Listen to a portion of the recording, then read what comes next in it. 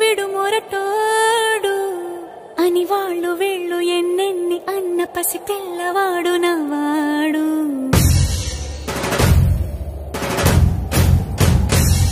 విడు ముండోడు అని ఊరు వాడ అనుకున్న గాని మహారాజు నాకు నవ్వాడు.